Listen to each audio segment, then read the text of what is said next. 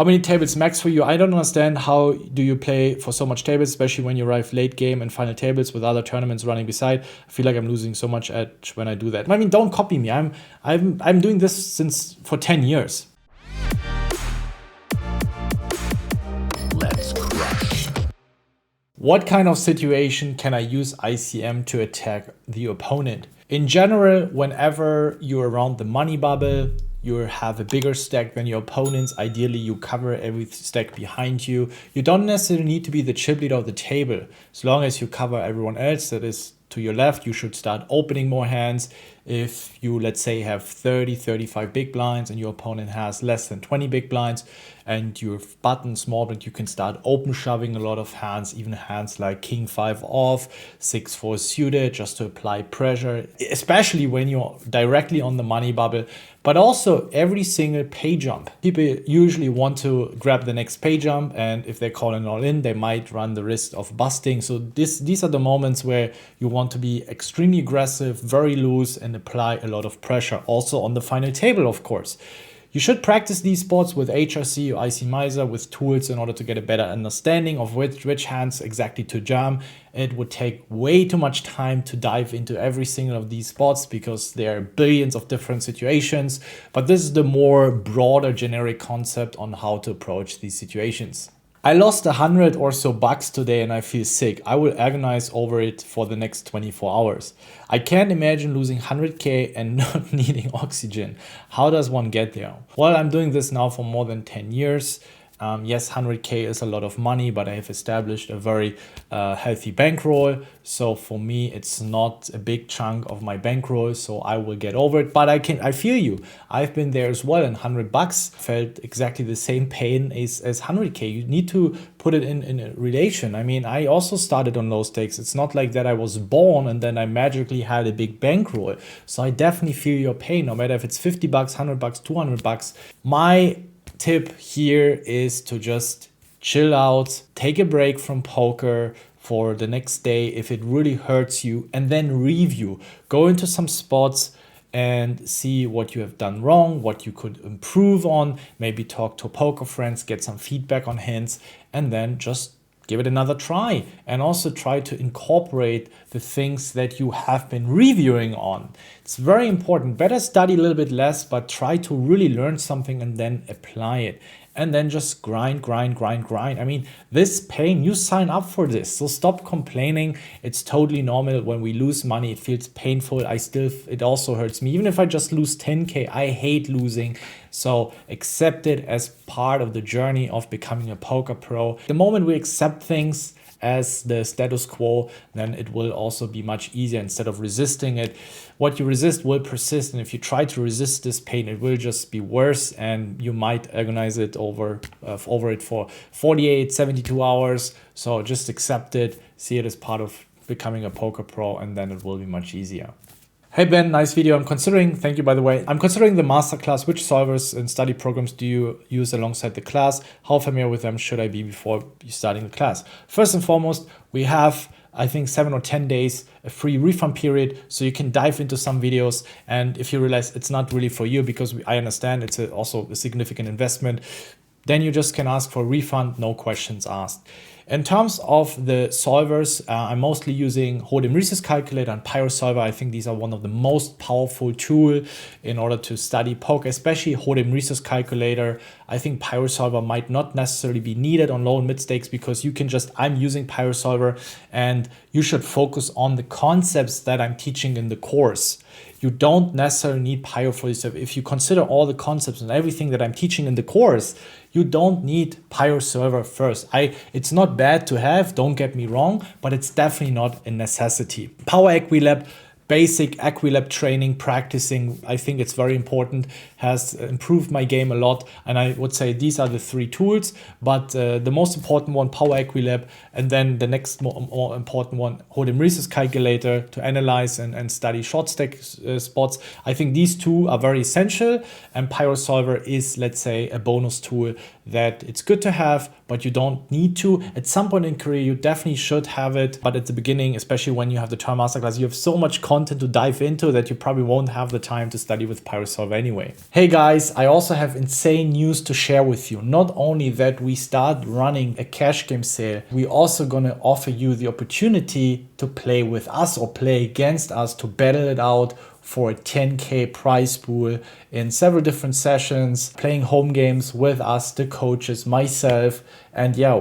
we get an additional prize pool of 10K that you have the chance to grab your piece. Check out everything in the description how you can participate. So yeah, either check out the cash game sale that we're currently running for the apprentice, as well as the live cash game course, and this massive opportunity for you to battle it out for a lot of money against you. Super excited to kick your ass and now keep enjoying the content. Would you be open to sharing your results for 2021? I think you have been open about it in the past, so it would be something interesting to see. No, I actually haven't been so open about this. I've made some videos here and there when I had a downswing just to show you guys actually, even though I had a lot of scores, right? And this is something I'm keep trying to bring a lot of transparency into it. When I have a 100K course, 100K score there, 80K score there, but then I'm 400K down over 3 months. And this is a huge fallacy, especially in these days. And you need to be very careful when it comes to signing up for poker content, that there are certainly people out there that are clearly losing players over a long period of time. I mean, I'm also sometimes losing player about several months. I know I'm beating the games. I'm showing up on Twitch almost every single week, showing you guys how many buy-ins I have, how many winnings. And if you've been following my journey over the last 1 or 2 years, I think you get a good understanding of roughly of how much money I made. To me, checking my results is not that important. If someone thinks I'm not the real deal because I'm not revealing my results, it's totally cool. I'm not trying to convince anyone. I think it's way more important to show what you're teaching, also to put it in practice without trying to be a smartass and just opening up solvers and then, explaining the stuff in the solvers. Everyone can do that. It's more about the application, understanding how population plays, also applying the theory in practice and making good adjustments. And this is what I try to do on Twitch. I think that's way more reliable, or at least it's also reliable next to the results, of course. But to me, I'm not even checking my own results that often. For me, it's just about improving my game, working on the leagues, and then the score will take care of itself. Maybe in the future, here and there, I will show some of my results, but as of now, I'm not doing it. If someone thinks I'm dog shit and I'm losing a lot of money, that's cool. I'm not trying to convince anyone. That's how it is. That's how I see it. And also, I value my own privacy. I don't necessarily feel so comfortable people seeing out there how much money I made with poker, and that's what I value more. And those who really know me and are a core member and follow Raise Your Edge for a long time, or even just joined us and are super excited about the Twitch streams and everything I show there, that's way more important to me than attracting a lot of toxic and negative people that just come for the money because they see someone won a lot of money. That's something I've experienced, and you probably have seen it a lot. Money also attracts a lot of wrong people, and I just don't want to have this. These are my main reasons, and that's how it is. I bluff because I see streamers do it. It's how I lose most of my hands. You also need to understand that people, especially streamers, they are not always poker pros. They are more poker ambassadors, content creators. So very often they will do things for fun, for engagement, for content. I'm not saying they're bad. There's certainly a lot of good streamers out there as well, but you really need to be careful. Even some of the bigger streamers, they're not necessarily poker pros or crushing their games. They have contracts, they're making money with ambassadorships. Maybe they make a bit of, I don't know how they perform their results, but when you watch some of them, you probably know that they wouldn't be beating their games. And that's normal, that's cool. We need poker ambassadors, and I have huge respect for that. I mean, if you compare him, and even if he's slightly losing, break even, or slightly winning, I mean, they're full-time poker pros. You have so little time for studying. It's totally normal. It's going to be super hard. And they do so much for poker, so we should also give it a lot of respect. Otherwise, the game wouldn't be there where it is today. So streamers, content creators, influencers are contributing their part in order to grow the game, to make the games juicy, to increase the guarantees. That's one part of marketing, and it's super essential. Think what you want, but it is super important. Yeah, bluffing because I see streamers doing it is something you should not do. You should bluff whenever you think it's good, not because someone is doing it or just copying it. Just work on your game, study it, and only bluff when you see someone doing it and you understand why he's doing it and it makes a lot of sense to you. But if you just see someone bluffing and you want to do the same because he has been bluffing, then don't do it. Unless you enjoy it, you play for fun, then of course go ahead and run some bluffs. It always depends on what is your motivation in playing poker in the first place. Could you make a video for cash regs who are considering switching to MTTs? I could certainly do this. It's a very difficult topic. It's quite complex, because you're essentially trying to learn a new format, and it's not necessary that there are a couple of specific spots that I focus on. What I would recommend for any cash reg to transit into tournaments is to focus on short stack poker, ICM, and then stack size around 30 to 40 big blinds post-flop and pre-flop. I think these are three core main principles. I'm pretty sure cash regs have a very solid pre-flop understanding for 100 biggest, especially in the early games. They have a pretty good understanding of post-flop. So I think they will be fine in the early mid game. But then of course, when it comes to shorter stack sizes, I think they will struggle a lot. And also, you need to detoxify your mind of trying to be balanced, of making GTO call downs. You will see that tournament players are on average weaker post-flop than cash game players. They certainly are stronger in short stack play and ICM play. You know, it's totally normal. It's the nature of the game that cash regs will struggle in ICM and shorter stack play, but will have the advantage with deeper stack play. That's normal. But it's your responsibility as a cash reg to not just sit back and think you're going to crush everyone in the early game, because the mid game and the late stage game are also a core aspect or a core part of tournament poker. So take it very serious. And yeah, those three areas, something I would say first, short stack play in general, pushing, calling, reshoving, and ICM, super important. And then 30 to 40 big blinds. It will change a lot post-flop when it compared to, let's say, 100 big blinds. So yeah, just study a lot of these spots, and then I think cash regs will find a smooth transition to tournament poker. Dude, you're so good. Why aren't you seen in live high roller tournaments? Thank you so much. I appreciate that. I just enjoy online more. My background is sit and goes. You have to imagine I played 15, 20, 25 sit and goes at once. Like massive action left and right. So ever since, I've been used to it. I mean, I still play 20 to 25 tables on Sunday and stream it. And I'm just used to a lot of action. So I don't really enjoy a lot of live poker simply because it's very boring. If I can combine it with a live trip, vacation, or maybe content creation or other projects, then it's fine. But I can definitely not see myself grinding these live tournaments.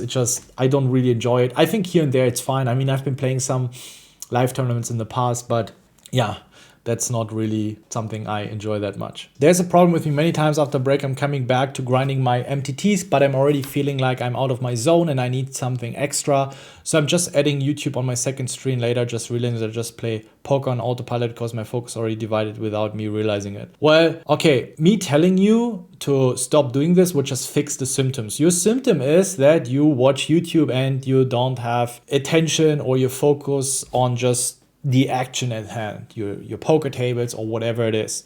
If you want to fix the root problem, then you need to tackle issues around using too much social media, being on the phone too much, not being able to embrace boredom, not meditating. This will help you, facilitate you, focus and discipline in all areas of your life, not only poker. And if you feel like you always need to constantly do something, usually it's being traced back to social media overuse, information overload, not meditating. And I would just give it a try. Try to have rules, not using your phone or social media 1 hour before you go to bed, 1 hour after you wake up, but also incorporating meditation, even though it's just 5 minutes. You need to practice focus. You need to practice paying attention to something. We have misused it. We have mislearned it over the last couple of years because YouTube is becoming more and more popular because our dopamine releases are being overly stimulated. That's why we constantly need that kick. We constantly need that dopamine rush flowing. Otherwise, we feel bored and we lose attention and focus. So, I mean, you can go ahead, try to force not to put the YouTube screen aside and focus on your poker tables, but it's just fixing the symptoms, and you will feel it. It's going to be incredible hard. Maybe it works for a day or two, but on the third, fourth day, you will probably start slacking and you will fall back into your old habits. So I would try to take it slow. You're probably not going to see a significant change over the first couple of weeks, but start implementing some healthier routines. For example, if you wait at the supermarket, the cashier in a queue, just don't check your phone. Just be there 5 minutes. Just observe your environment. This is going to have a huge impact on everything else.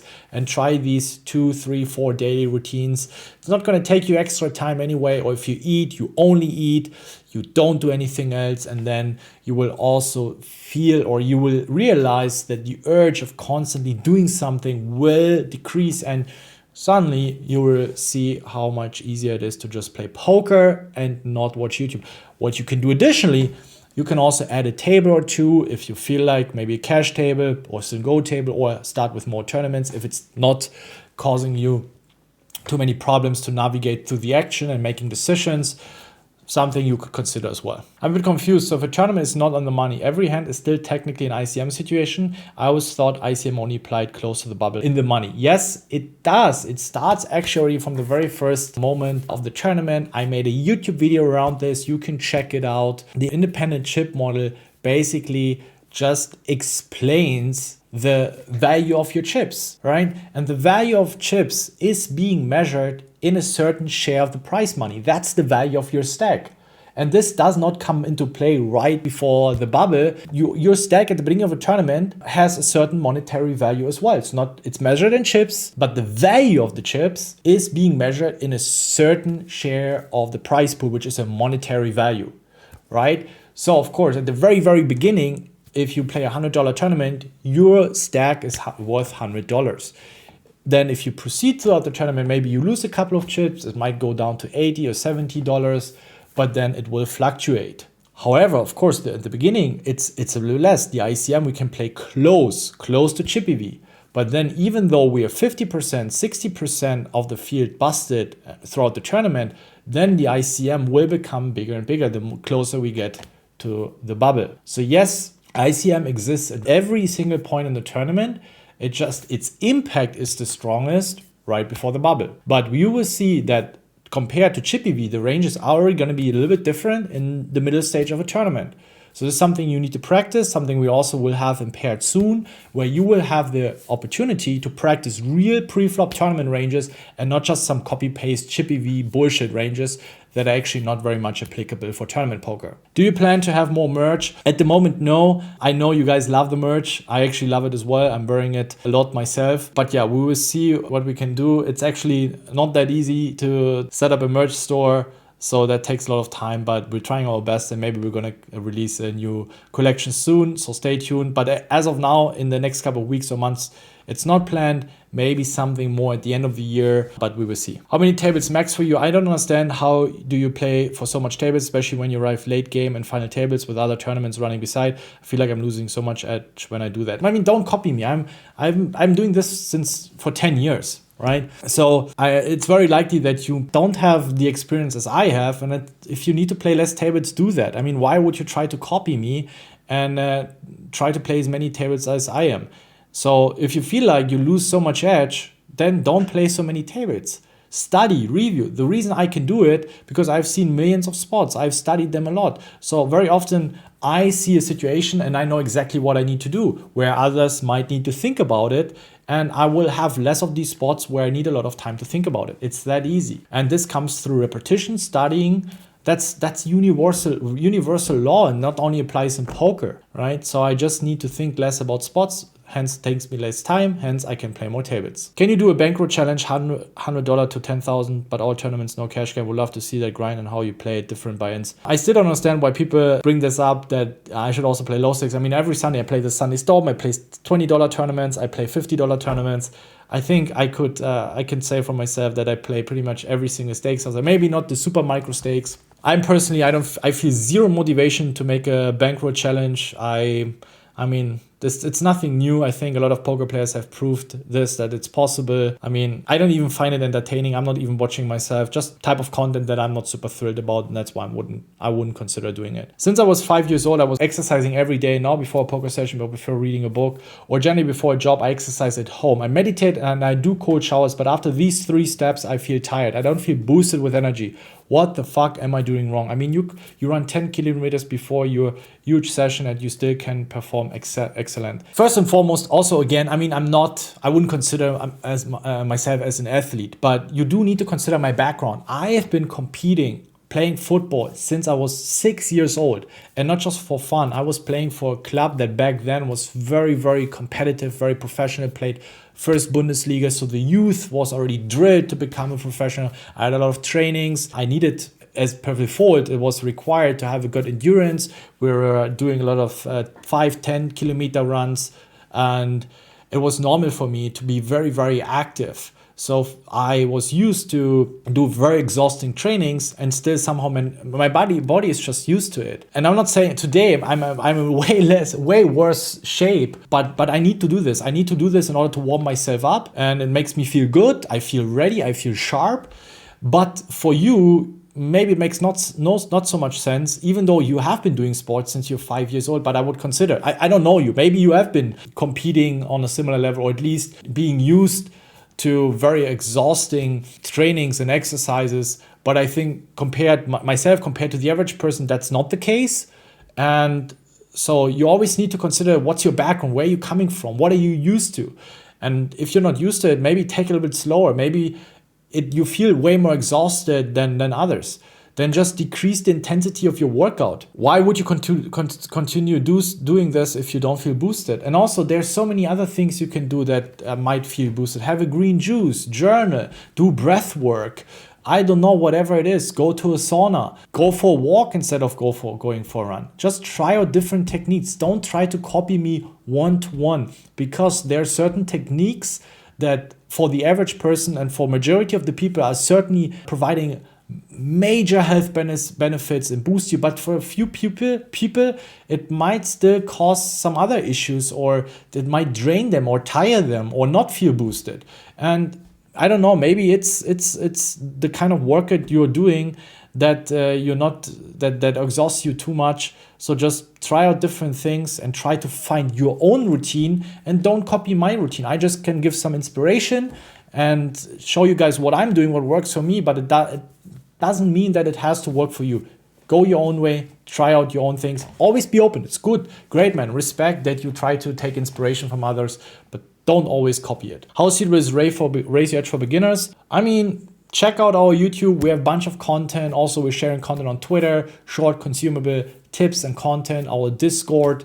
I mean, so far we have a huge community, and so far a lot of beginners have benefit from it. So I do believe it's very suitable for beginners. We also have free content paired that you can sign up for. Our quizzes are also very good for beginners. We have free ranges that you can sign up for. We have a free 5-day poker course for beginners. I mean, there's a shitload of content. And if you feel like, hey, it really helps me and I want to learn more, we also have even our paid courses are made in a way that beginners can benefit from. Even complex concepts explained in a simple way. That was my main goal, my main agenda, that I can bring the complexity of the game to everyone that is interested in poker.